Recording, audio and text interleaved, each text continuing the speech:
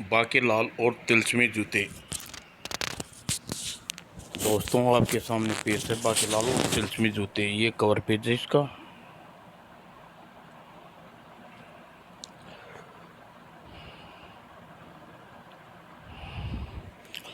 तो पेश करते हैं दोस्तों।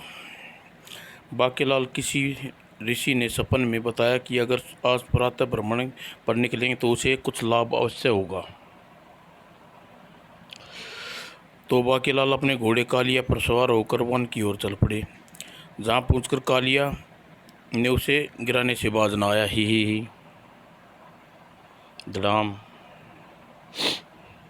बाकेलाल उठ पाता इससे पहले ही बाकेलाल को दिखाई दिया वैसे ही। अरे बाप रे शेर!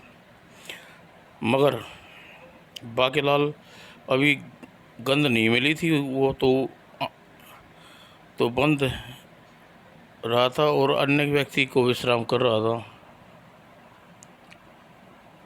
गुर्र! इस बेचारे की नींद तो अब शायद ही कभी टूटेगी। गुर्र! सोया हुआ आदमी परवार नहीं करता। ए उठ उठ उठ उठ। मुझे नींद से जगाने की वाले को कभी जिंदा नहीं बचता। कभी उठता है या एक झापड़ दूं। गुर्र गुर्र के बच्चे। क्यों बच्चू, कोई सिट्टी पुट्टी हो गई गुम? तेरे जैसे बहुत शेर, सारे शेर मेरे गीदड़ बना कर दिया है। जानता है मैं क्या हूँ? अभी बताता हूँ। परंतु अगले ही पल वह जिसे बाकेलाल आंखें खोल दी। ले कमबख्त, अब जान पर बनी है, तब भी भागने के स्थान पर जूते पहन रहा है, मगर यह कष्ट कर रहा है। ये बात क्या बात थी? तो राक्षस बुई बम्याऊं आई। ये मेरे गले से क्या हुआ? बिल्ली की आवाज़ क्यों निकल रही है? ही क्यों बेटा? सी तेरे को देखते ही बिल्ली बन गया।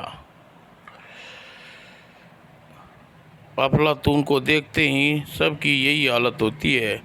अबे वो बिल्ली मरेगी मेरे हाथों से। गुर्र गई डंड। तो पंगे हो गए। सोए हुए को न खाता तो फिर मेरे बाप का क्या जाता। बुर्र बूं बूं। वो दुष्ट देखते ही बाकेलाल आंखी पर रस्सारिये से फटी पड़ी रही थी। अरे अचानक राक्षस कैसे बन गया?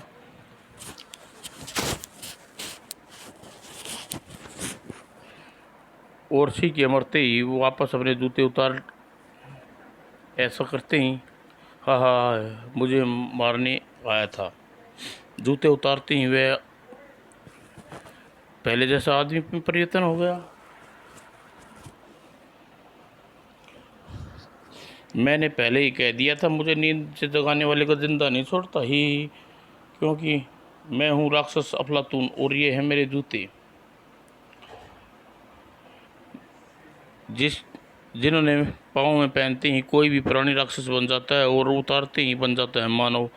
ये जूते पर मुझे पूरे आ गए। ओह, अब मैं अपनी नींद पूरी करता हूँ, क्योंकि मुझे इसके बाद मुझे जाना है विशालगढ़ ही। बाकेलाल की खुरापाती दिमाग में कई खुरापातों ने जन्म ले चुका था। ये करामाती जूते तो बाकेलाल के पास होने चाहिए, लेकिन उन जूतों को प्राप्त कैसे किया जाए? क्योंकि अगर जरा सी भी चूक हो गई तो अफलातून के जूते के स्थान पर हासिल होगी मृत्यु।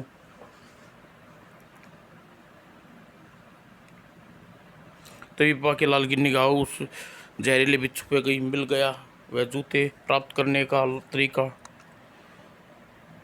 इस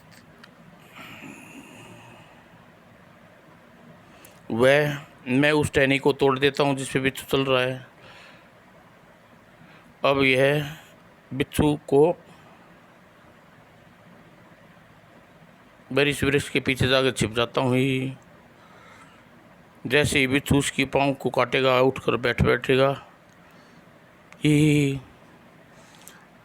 अब मैं वृक्ष के पीछे से हाथ बढ़ाकर इसे जूते ले लेता हूँ और कालिया पर सवार होकर दुड़की हो जाता हूँ, वही मेरे जूते कहाँ गए।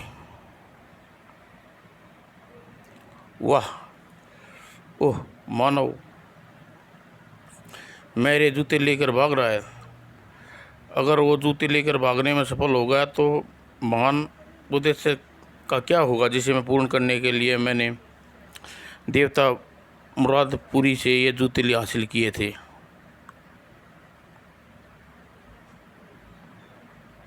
मगर इसका क्या करें, जो कालिया के दिमाग में भी उसी खुरापत लगी थी ही। बाकीलाल 2 बार गिराता हूँ ही वो वारा। और बाकीलाल को घोड़े से गिरते देख अफलातून जैसे बिच्छू के काटे दर्द को भी भूल गया। ये मानव अब तू बचेगा नहीं, मैं समझ गया तूने इन जूते को प्राप्त करके बिच्छू से मुझे कटवाया था, अब मैं तुझे बिच्छू से कटवाऊंगा। अफलातून की को अपनी ओर भगा देख बाकीलाल घबरा गया। अरे कमबख्त कालिया ही, तेरा सत्यानाश हो जाए। तूने घोड़े से पुराना घोड़ा बादशाह ही कम बाप निकला, हूँ तेरा क्या होगा। बाकीलाल अफलातून ओह आके मुझे मार मार के जूते कर देगा। भाई बाकी लेकिन विचार आया, उसके चेहरे पर प्रशंसा खिल उठा। ओह तो ये मैंने सोचा है क्यों नहीं। और बाकीलाल ने अफलातून के जूते देखे और अब आएगा मज़ा। और बाकीलाल ने अपनी जूती एक तरफ उछाली और ही अब बहुत आनंद आएगा। और बाकीलाल ने पहन लिया जूते और अगले ही पल ही बन गया राक्षस। और राक्षस ही, मेरे बाप रे, ये तो मेरे जूते पहन कर राक्षस बन गया। अब मैं इससे पहले अपनी गदा से मारकर मुझे यहाँ से फौरन भाग जाना चाहिए, क्योंकि इस वक्त की नजाकत यही है, कहती है बुर्र कहाँ भागता है, ठहरा अफलातून जी। वाह, जूते तो मुझे मिल गए। और अब बाकीलाल किसी प्रकार से जूते मनहूस मुच्छड़ को पहना कर उसे भी राक्षस बनाऊंगा। बाकीलाल जूते उतार लिए और अपनी योजना का ताना बुना करते ही महल के चल पड़ा। तो मोटा जब राक्षस बन जाएगा तो लोग उसे पीट पीट कर मार डालेंगे। ही टिन टिन कमाल है बाकीलाल, बना गया काम। और सपन वाले व्यक्ति की मुझे बात सत्य ही हो गई। क्यों? क्योंकि मुझे मेरा लाभ की वस्तु मिल गई है। ओह बाकीलाल भी विशालगढ़ का निवासी है। ध्यान किधर है? विशालगढ़ की तरफ।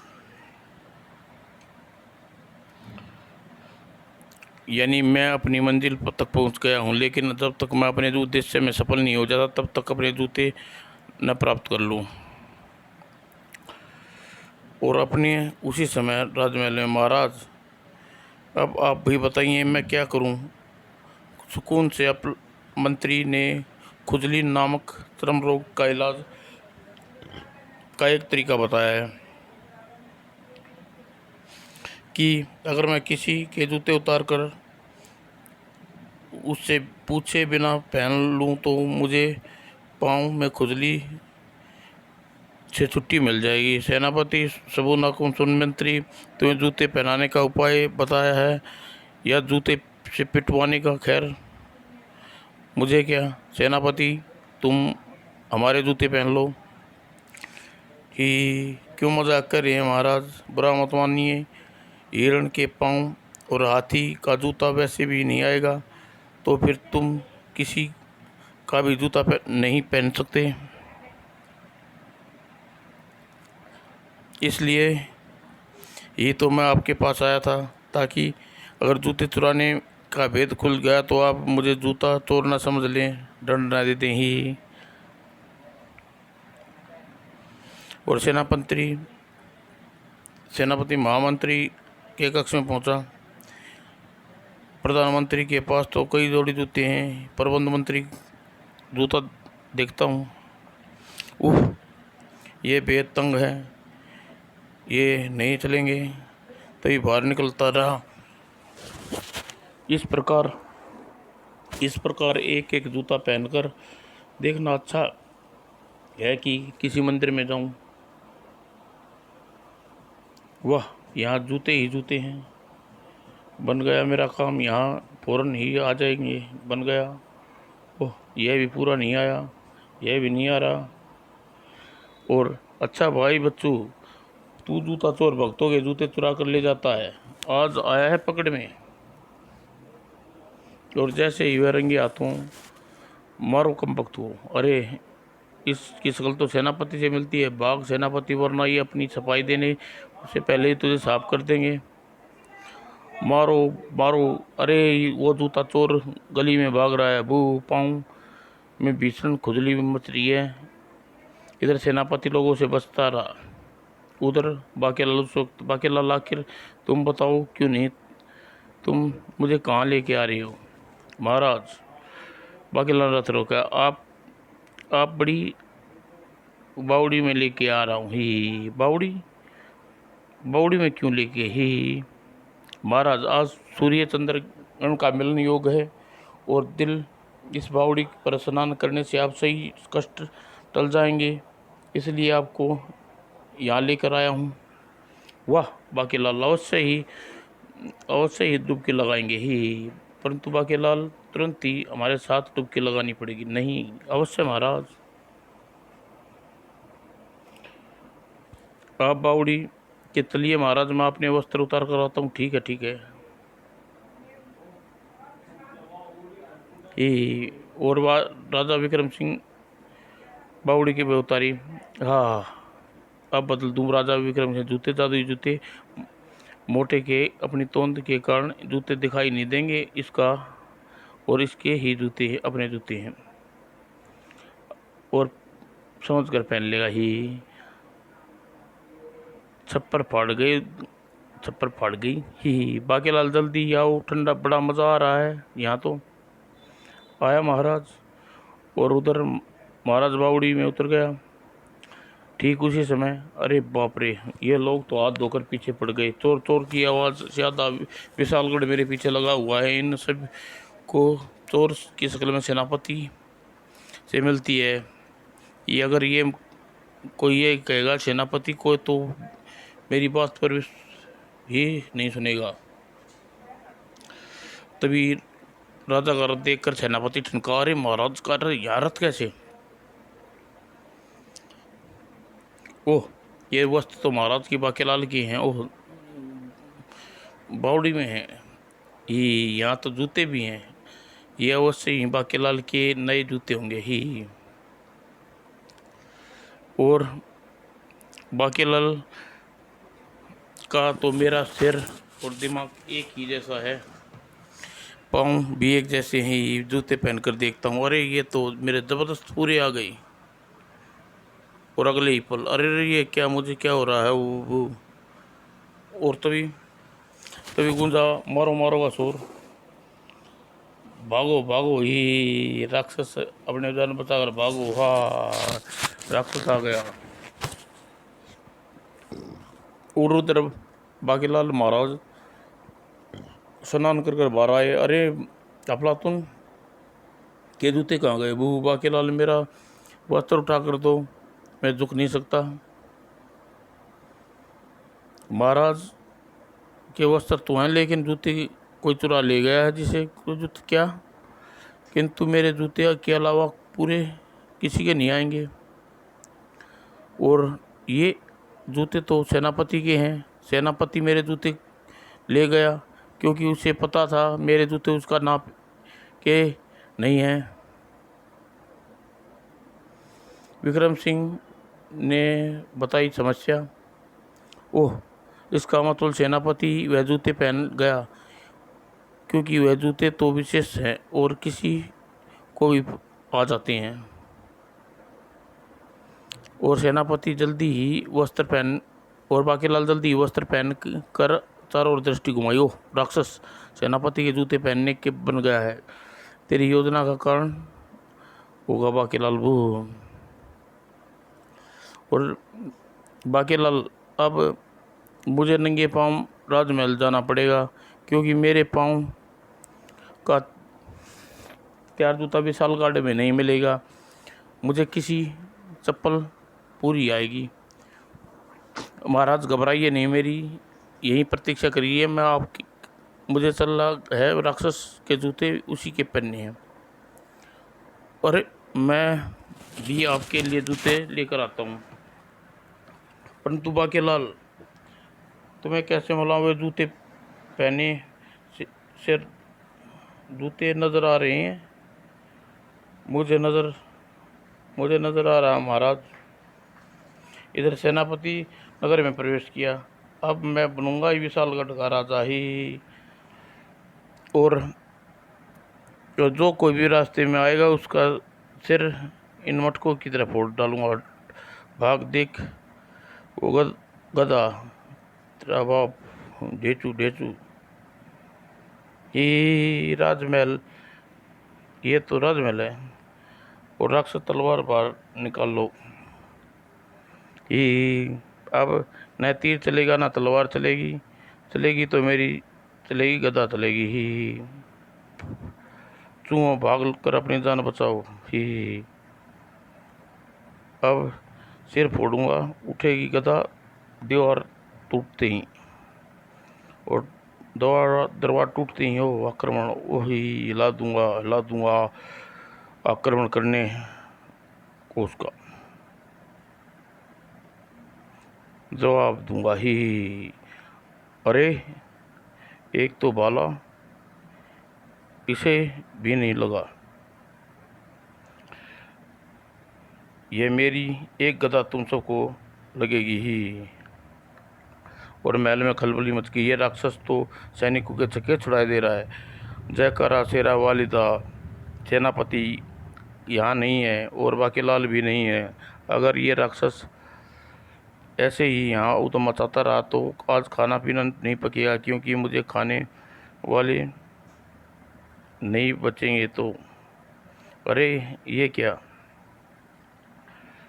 यह राक्षस तो शस्त्र ग्रह की ओर जा रहा है। आज राजा शस्त्र ग्रह पर कब्जा कर लूँगा और सभी शस्त्र नष्ट कर दूंगा। तब राजा के पास मेरे आगे घुटने टेकने के अलावा कोई दूसरा रास्ता ना बचेगा। और मंत्रियों की भीड़ घबरा कर रानी सुनलता के पास पहुंची। रानी, महारानी जी, आप ही बताइए क्या करें संकट के काल में हम। मेरे पास इतना दिमाग होता तो मैं विशालगढ़ का सिंहासन पर ना बैठी होती,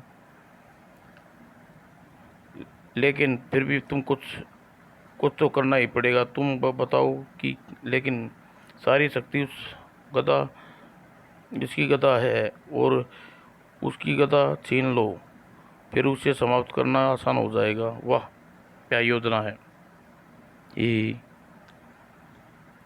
ये काम करेगा कौन? राक्षस के सामने जो भी जाता है उसे गदा मारकर बेहोश कर देता है, उसका शस्त्र तोड़ देता है। ये काम केवल बाकेलाल ही कर सकता है। वह है काम।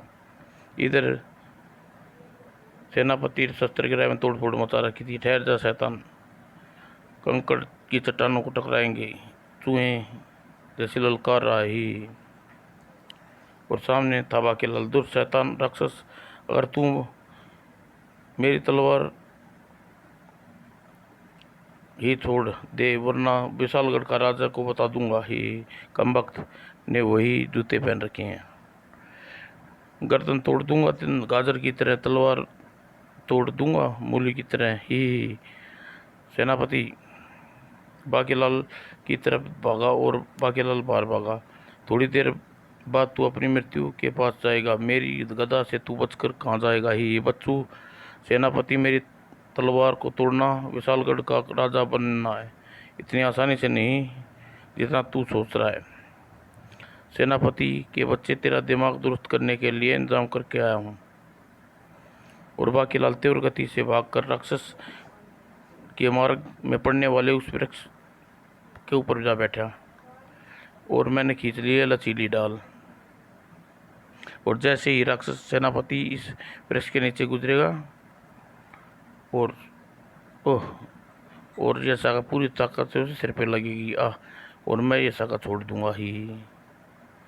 और दिमाग पर लाई चोट के कारण सेनापति मूर्छित हो गिरेगा और मैं नीचे जाकर उतार लूंगा अफलातून के जूते। और जूते उतरते ही ओह, मैं कहाँ हूँ, मुझे क्या हो गया था। सेनापति कमजोरी के कारण चक्कर आने से सिर गिर गए थे। कुछ खाते पीते रहा करो। ओह, मुझे याद आया, मैं जूते लेकर मंदिर पहुंचा था और वहां से लोग चोर समझकर मेरे पीछे भाग लिए थे। एक बावड़ी पर बाकेलाल ने महाराज के जूते पहने और इसके बाद मैं यहाँ कैसे आया और जूते मेरे पाँव में नहीं है। बाकेलाल ने वो जूते वापस ले लिए, पर ये मुझे तो खुजली नहीं हो रही, यानी मेरी खुजली का रोग दूर हो गया। तब बाकेलाल शीघ्र गति से भागता रहा बावड़ी पर पहुंचा। महाराज, आपके लिए जूते। ओह, मगर इससे पहले बाकेलाल कुछ कह पाता, विक्रम सिंह प्रशंसा से कह उठा, बाकेलाल, तुम्हारे यहाँ जाते ही जूते घोड़े मुझे खींचकर झाड़ियों पर के ले गई और मैंने वहाँ जाकर तो मेरे जूते मिल गए ही। मैंने किसी तरह बैठकर आखिर पैन ही ले लिए। वो फूटी किस्मत। और बाकेलाल अब अपना तूने जूते तब बाहर क्यों निकला।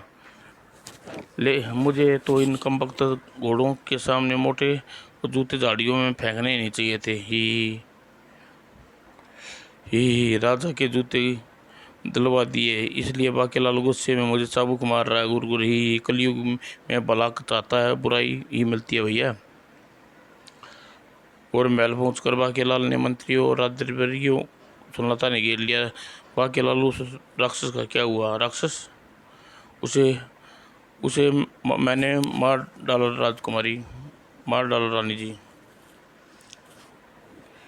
और फिर जैसे ही राजा विक्रम सिंह को सारी बात पता चली, बाकेलाल ने तो तुम्हें पुच्ची वाला काम किया ही। गुरगुर मोटे, पुच्ची वाला काम तुझे तिलस्मी जूते पहना कर पूरा करूंगा।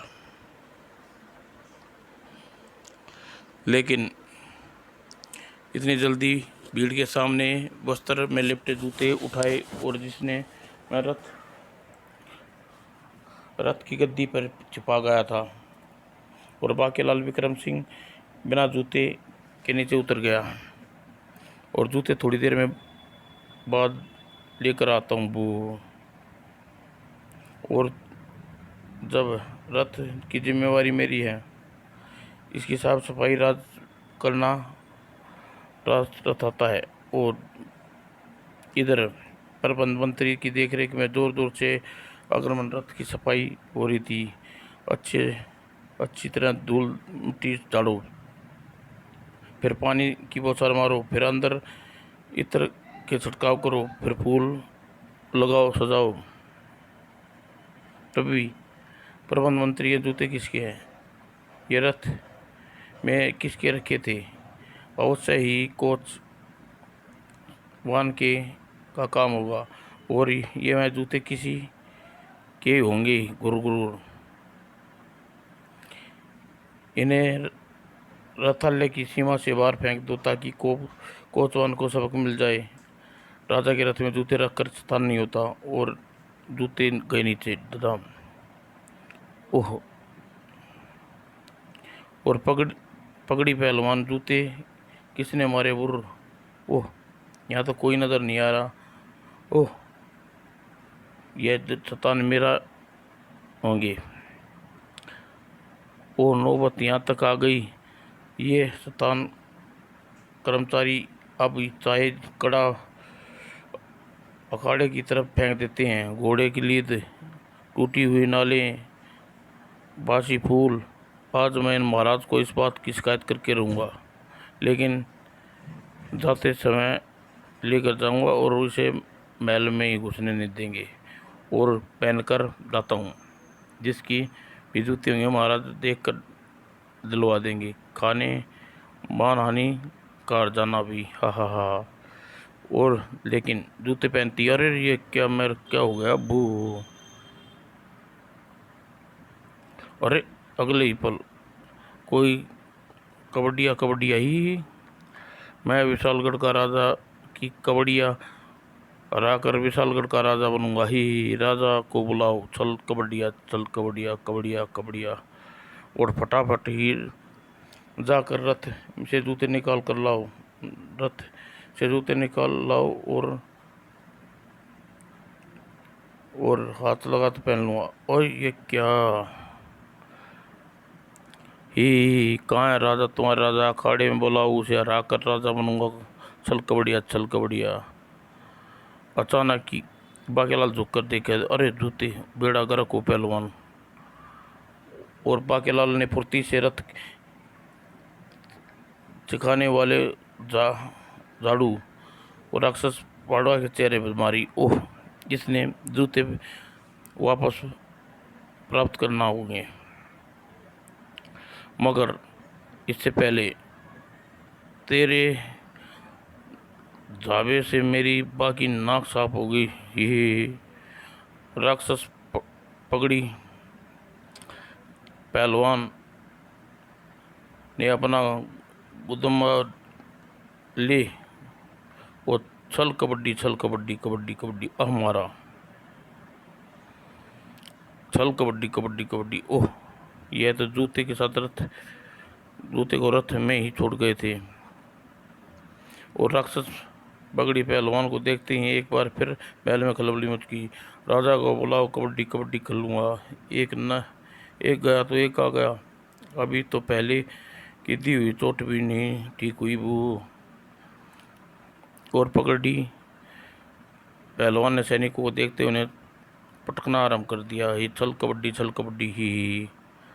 और ही, अरे ये महाराज कहाँ से छिपा बैठा है? मेरी चुनौती स्वीकार कर, मैं तुझे कबड्डी कराने विशालगढ़ का राजा बनना, छल कबड्डी ही। वह चुनौती सुनिए आपने? महाराज वह आप क्या कर रहे हैं? कुर्ता उतारने के लिए बांध खोल रहा हूँ, क्योंकि कबड्डी वस्त्र पहनकर नहीं खेली जाती। महाराज, सामने वाले की ताकत का अनुमान लगाए बिना लड़ना उचित नहीं। भगवान ने मुझे बलिष्ठ शरीर दिया, इसलिए दिया है कि रानी, ताकि चुनौतियों का मुंह तोड़ जवाब दे सकूं। नीचे आकर महाराज ने अखाड़े में चैलेंज कर रहा कबड्डी खेल, किंतु अरे ये चुनौती तो कोई राक्षस दे रहा है। तभी सेनापति ललकार सिंह पहुंचा। दुष्ट राक्षस, तुझे महाराज को चुनौती दे बाद में देना, पहले मेरी तलवार की धार की कबड्डी लड़। डंडे पर बांध कर मैंने तलवार को लंबा कर लिया है, ताकि मैं राक्षस तेरे पास ले जाकर इसे दिमाग खोल दूं। और सेनापति ने तलवार का एक बार राक्षस पगड़ी के पहलवान की गर्दन पर कर डाला। सही दिमाग राक्षस पहलवान के पास आ ही। तेरा तलवार मुकद्दर नहीं काट सकती, तो मैंने गर्दन की एक काट दिया ही।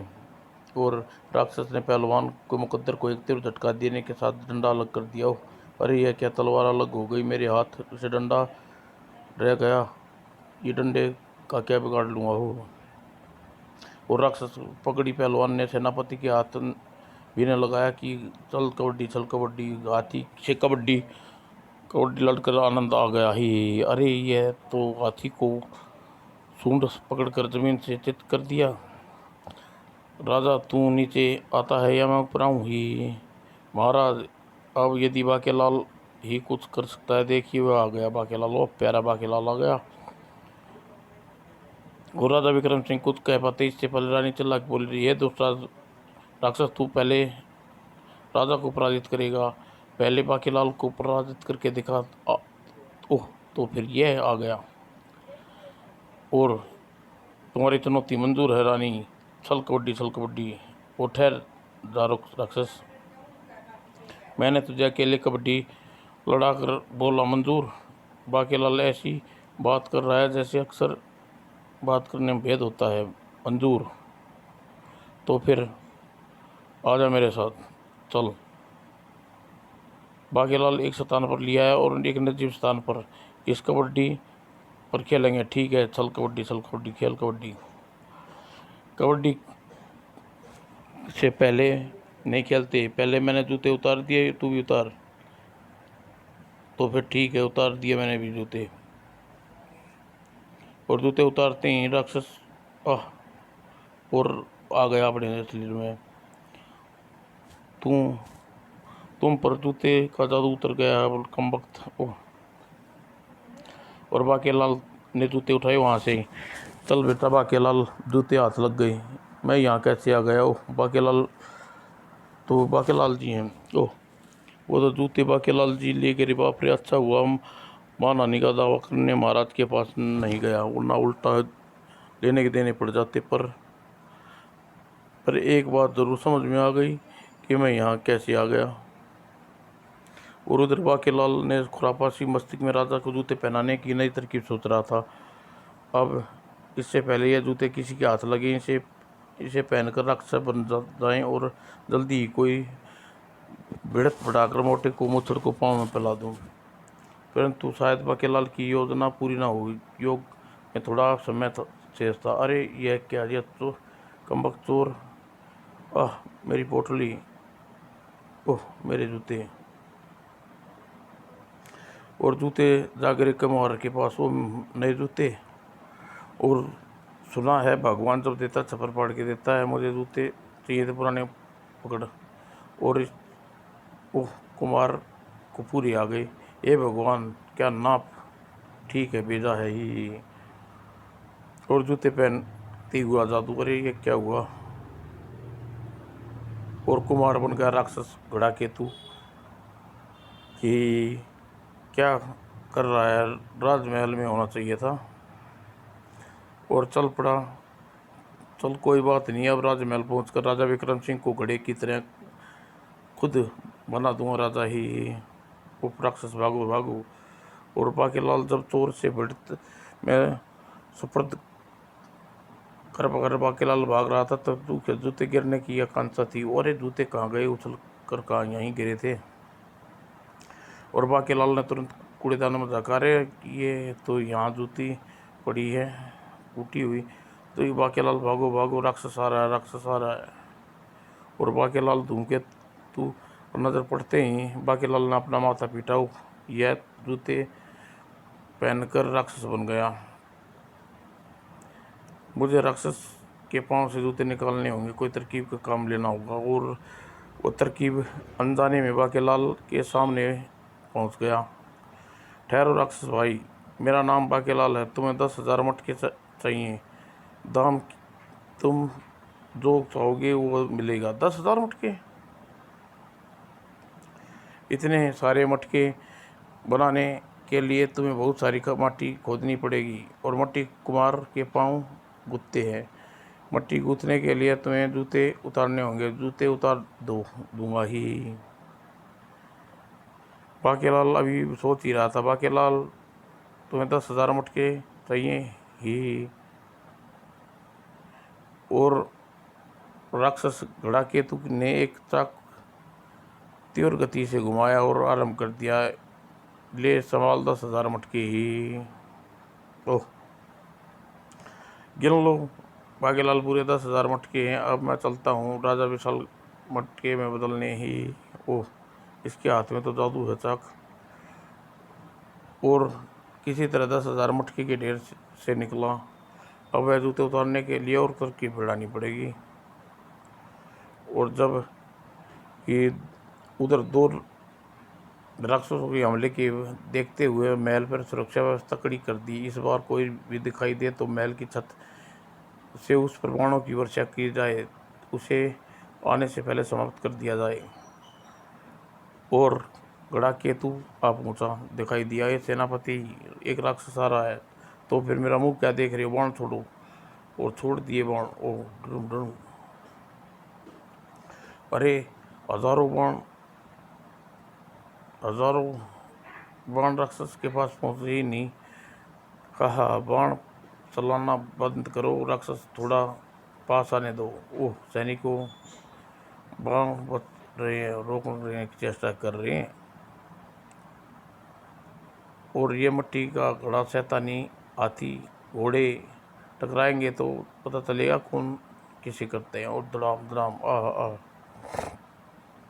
नए लगवाए गए दरबार को तोड़कर अंदर पहुंचा खड़ा केतु, कोई न रोका।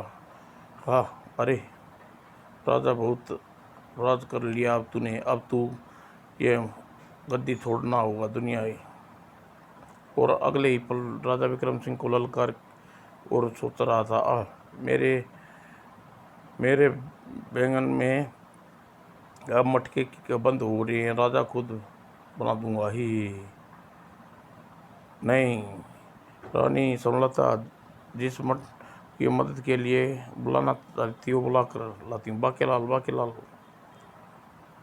और यह राजा घड़ा केतु जैसे ही गति घुमा चाक और घूमने लगा, वैसे ही राजा विक्रम सिंह विशाल मटके में कैद होता चला गया। ओह, यह हमेशा के लिए मटके में बंद हो जाएगा। हाँ, तभी वहाँ गूंज उठा एक ललकार, ओ जादूगर, दुष्ट पापी, रुक जा।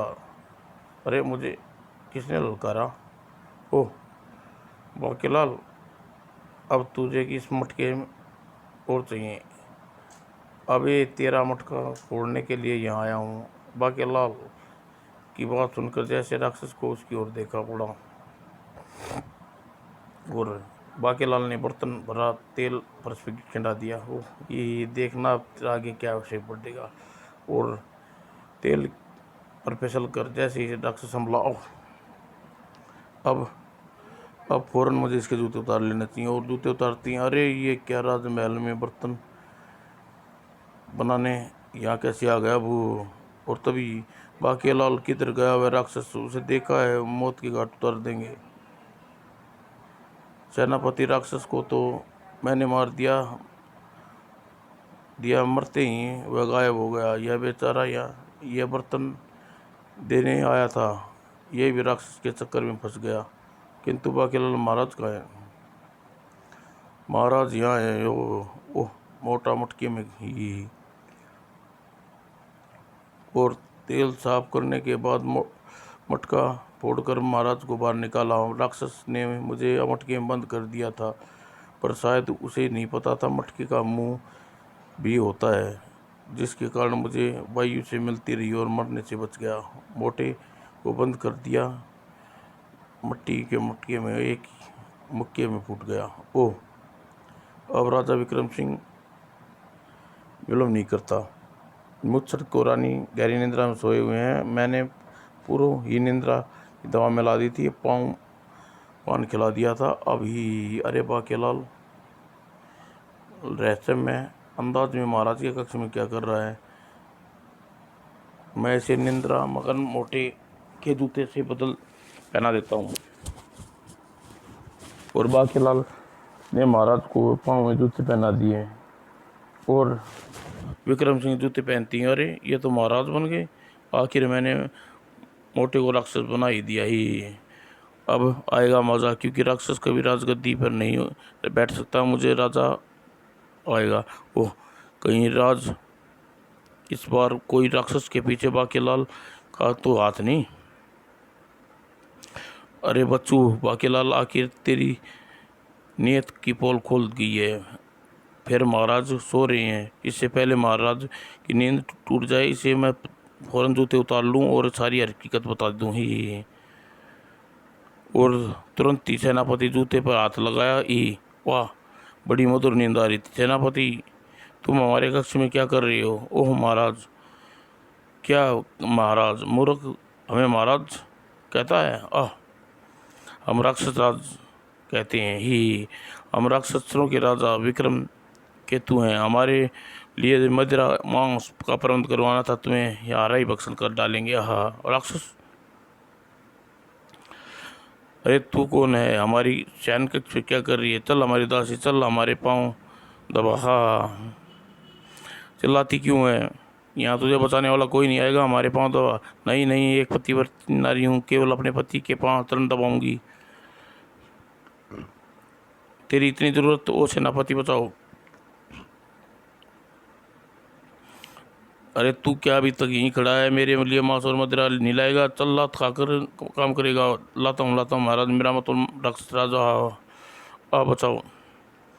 यह सारी मुसीबत बाकेलाल के कारण है। मैं अभी जाके बाकेलाल की पोल खोल देता हूँ। और सेनापति कुछ कह पाता तभी वहाँ पहुँच गई। अरे क्या हुआ तुम मुसीबत? सेनापति जी, हम आपके ही ढूंढ रहे थे। विशालगढ़ में राक्षस अफलातून और उनके नेत्रों में राक्षसों का बड़ा आक्रमण कर दिया है। महाकाल, ओह, हम महाराज को भी समाचार देकर आते हैं। ठहरो मूर्खों, मत जाओ उधर, मत जाओ। और सिर दी, क्या महाराज को समाचार? वे सेनापति महाराज तो अंदर हैं ही नहीं, वहाँ तो कोई राक्षस है। बेवकूफो, हम ही तुम्हारे महाराज हैं जो राक्षस बन गए हैं। सेनापति, तुम अभी तक यहाँ खड़े हो? लात मत मारिया महाराज, मेरा मतलब राक्षसराज, हम तो यह समय समाचार देने आए हैं, इसलिए रुक गया था। कैसा समाचार? यही कि महाराज राक्षसराज अफलातून ने विशाल सेना पर आक्रमण कर दिया है। और क्या अफलातून ने हिम्मत? तभी विक्रम सिंह बाहर आकर आत्मसमर्पण कर दे। राक्षस राज यहाँ आ पहुँचा है, अब तुझे ललकार रहा है। वो मुझे नहीं, अपनी मृत्यु को ललकार रहा है। उसी मृत्यु मेरे हाथों लिखी होगी। अभी अब उसे समाप्त करके आता हूँ। और राजा विक्रम सिंह ने उठा लिया अपना शस्त्र और चला। उधर मालवीय क्रम विक्रम सिंह राक्षस बन गया है। राक्षस राजा अफलातून द्वारा विशालगढ़ पर आक्रमण का समाचार सुनकर दरबारी और मंत्रियों की खलबली मच गई। इस मुसीबत से बाकेलाल बचा सकता है। बाकेलाल को ढूंढना हो। ओह, ये रहा बाकेलाल जी। बाकेलाल, यह क्या सच हो रहा है कि महाराज राक्षस में परिवर्तन हो गए हैं? मुझे सब कुछ पता चल चुका है महामंत्री। वो मुछड़ राक्षस बनाने के बाद यहाँ आ गया, लेकिन राक्षसों की आता देख वह वापस भाग गया। वो उसी वक्त धैर्य से काम लेना होगा। आप सब यहाँ, यह गजब हो गया। वह राक्षस राजा के लिए ही राक्षस राज अफलातून से मुकाबला करने जा रहे हैं। बाकेलाल, अब तुम्हारी पोल खुल चुकी है। तुमने जूती का रहस्य समझ गया हूँ, जिसे पहनते ही महाराज राक्षस बन गए। मगर लगता है इसमें कमबख्त वो राज को आज जूते पहनने देख लिया। मैं ठीक कह रहा हूँ महामंत्री जी, वे जूते बाकेलाल ने पहनाए थे। बाकेलाल ने? सच? वाह, वो महामंत्री जी, मैंने तो इसका मतलब यह सच है बाकेलाल? सब बताओ। ऐसा तो किया, अन्यथा हिरासत में ले लेंगे। कोई जल्दी नहीं है, जल्दी कोई नहीं, बहाना सोच ले बाकेलाल बेटा, वरना तो तभी बिगल बच गया। लगता है युद्ध आरंभ हो गया। और सचमुच राक्षस राज और अफलातून और महाराज विक्रम सिंह का युद्ध आरंभ हो गया। हाँ, जो काम मेरे हाथों होना था वह तेरे सलाहकार बाकेलाल के हाथों पूरा हो गया। हाँ, यानी तूने तिलस्मी जूते पहना कर राक्षस बनाने का? क्योंकि जब तक कोई ऐसा ना करता तब तक मेरा राक्षसी रूप न मिलता और न ही कोई राज्य मुझे राक्षस राज कहता मानता। नहीं समझा? मैं तेरी मृत्यु हूँ मूर्ख, तुझे कुछ बताया ही नहीं। और बहुत समय पहले की बात है, जब नागपंचमी के दिन तू शिव के दर्शन के लिए जा रहा था, रथ के पहिए की पर विश्राम करने के लिए उधर गुजरा। और क्रोध युक्त होकर मैंने अदृश्य शक्ति से केवल पर रथ को पलट दिया। उस समय मैंने रौद्र देवता मुराद से पूरी तपस्या की और मुझे वह ख़त्म कर डालता, परंतु मेरी इस हकीकत से मुराद पूरी फौरन प्रकट हो गई। ओह मुराद देवता, पूरी भगत की पूर्ण कीजिए। चुप। देवता अत्यंत क्रोधित थे। अरे कम भक्तों ने आज राजा विक्रम सिंह को शिवलिंग की पूजा करने लेता तो नागराज वासु के दर्शन देते और विष की पुकार ग्रहण करने के बाद सभी को भस्म करने की शक्ति प्राप्त कर देता। किंतु तेरे कारण आज राजा ने विलम्ब से पूछा कि और वासी क्यों वहाँ नहीं आए। ओ कमबख्त, यह दुष्कर्म करने पूर्व तू मेरी राक्षस जाति के कलंक लगा दिया। तुझे श्राप देता हूँ कि आज के बाद मानव जैसा दिखाई देने लगेगा। नहीं, परंतु परंतु मानव में बदल देगा। यह देखकर मैं देवता के चरणों में बिखर पड़ा और उसे क्षमा याचना करने लगा और देवता की मुराद पूरी करने के लिए तरस लिया। और वत्स, हमारा अपना श्राप तो नहीं लौटा सकते, परंतु यह तुम्हें यह जूते दे देती है जिसे पहनने कर तू कभी कभी राक्षस बन जाएगा। किंतु ध्यान रखना, ये जूते जो भी पहनेगा वह राक्षस बन जाएगा। किंतु जिस दिन ये तूने जूते राजा विक्रम सिंह को पहनाने में सफल हो गया, उसी दिन तू राक्षस के रूप में वापस मिल जाएगा। और तुझे एक बात हम तुम्हें नहीं बता सके थे, क्योंकि हम यह बात हर एक से छुपाते हैं। ऐसा कहकर देव अंतर्याम हो गई और विशालगढ़ की ओर जा रहा है। वो राम में जूते नाम मानव छीन कर ले गया। ओह, यह तो देव अंतरात्मा है। ओह, आज अचानक जब मुझे पूर्ण रूप से लौट आया तो समझ आया तुझने जूते पहना दिए, यानी मैं श्राप मुक्त हो गया। तेरे कारण अब मुझे देवता आगे अपमानित न होना पड़ेगा और मिल गया तुझे मार कर रहूँगा। और तब राक्षस राज विक्रम सिंह अफलातून के साथ जुटा। ओह राक्षस अफलातून को देर तेरी बकवास सुनते, अब तू मेरे हाथों छोटे से प्रहार से चका। ओए, ये तो छोटे की एक प्रहार में दम दे गया। ओह, मैं मरा। तभी वहाँ प्रकट हुई मुराद पूरी। वत्स, यही बात मैंने तुझे छिपाई थी कि तेरी मृत्यु विक्रम सिंह के राक्षस के रूप में हाथों से होगी। तवे कपड़े धोने वाले सीटों से होनी है ही। तभी राक्षस विक्रम सिंह के पाँव के तिलस्मी जूते गायब हो गए। और अरे, यह क्या, भागो। और राक्षस अफलातून की मृत्यु के साथ राक्षस भाग गई। बाकी लाल, तुमने ये पता था कि इन जूतों से पहनते ही मैं राक्षस बन जाऊंगा, तो फिर मुझे ये जूते क्यों पहनाए? महाराज, मुझे सपन में पता चला था अफलातून की मृत्यु आपके हाथों लिखी है और मैंने जूते आपको पहना दिए। ओह महारानी, मुझे बचाओ। महाराज, मुझे बचाओ। ओह, अरे महारानी, यह तुमने किसी ने लटका दिया। रानी सुनलता फौरन नीचे उतारा गया। और फिर बाकेलाल समझ गई, नहीं अब मैं क्या क्या करूँगा ही। कोई अंधा भी काना भी समझ जाएगा। वो मेरी फूटी किस्मत। समाप्त दोस्तों।